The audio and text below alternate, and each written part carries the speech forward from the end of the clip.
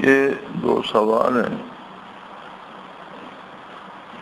کہ قرآن و حدیث سے ثابت ہے کہ شیطان کے لیے اسلحہ اللہ تعالیٰ کا ذکر ہے، پھر کیا وجہ ہے کہ ذکر کے دوران مراقبے میں نماز میں شیطان مختلف طریقوں سے رکھنا ڈالتا ہے حالانکہ ذکر ہو رہا ہوتا ہے؟ یہ اب بات صرف سمجھ کی ہے۔ اگر بہترین اسلحہ پاس ہو تو اس کا مطلب یہ ہوتا ہے کہ دشمن کو شکست دی جا سکتی ہے، اس کا مطلب یہ نہیں ہوتا کہ دشمن کوشش ہی نہیں کرے گا۔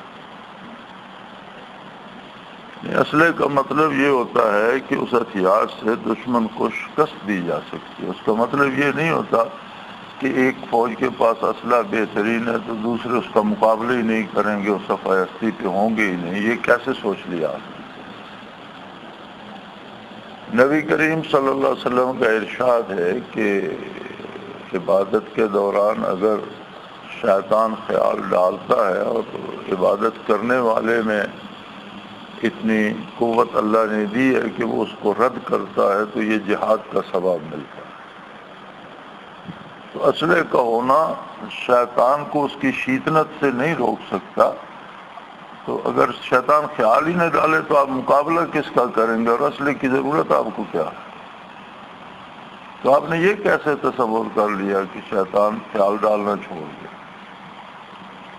تو یہ ہماری جو ہیں، یہ سوال نہیں ہے، یہ غلط فہمیاں ہیں۔ یہ غلط فہمی دل سے نکال دیں کہ شیطان کوشش چھوڑ دے گا، کوئی کسی مقام پہ بھی پہنچ جائے۔ نبی معصوم ہوتے ہیں تو انبیاء کی مخالفت میں بھی وہ ایڑی چوٹی کا زور لگا دیتا ہے، کسی نہ کسی کو مخالفت پہ ابھارتا ہے، کفار کو اعتراضات سکھاتا ہے۔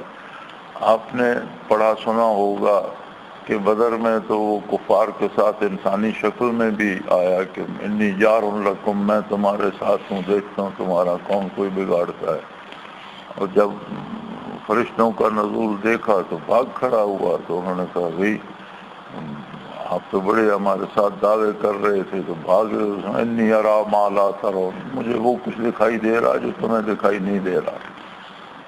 اور ساتھ اس نے یہ بھی کہا انی اخاف اللہ رب العالمین، مجھے تو اللہ رب العالمین سے ڈر لگ رہا ہے، میں تو گیا۔ تو یہ سوچ لینا کہ شیطان اپنی کوشش چھوڑ دے گا، یہ غلط ہے، بلکہ آپ یہ سوچیں کہ جب آپ ذکر کریں گے، نیکی کریں گے تو شیطان زیادہ کوشش کرے گا۔ بلکہ حدیث شریف میں یہ ملتا ہے کہ جب کسی اس کے بے شمار، اس کی اولاد، اس کے متبعین بے شمار شیاطین ہیں، تو اگر ایک سے بندہ قابو نہ آئے تو اس سے زیادہ طاقتور اس پر بھیج دیتا ہے، ان کی ڈیوٹیاں بدلتا رہتا ہے، ان سے رپورٹ لیتا ہے کہ کیا کیا کیا نہیں کیا۔ تو ذکر الہی کا فائدہ یہ ہوتا ہے کہ آپ اس کا دفاع کر سکتے ہیں، اس کی بات نہیں مانتے، رد کرتے ہیں، اس کا الگ سے ثواب ملتا ہے۔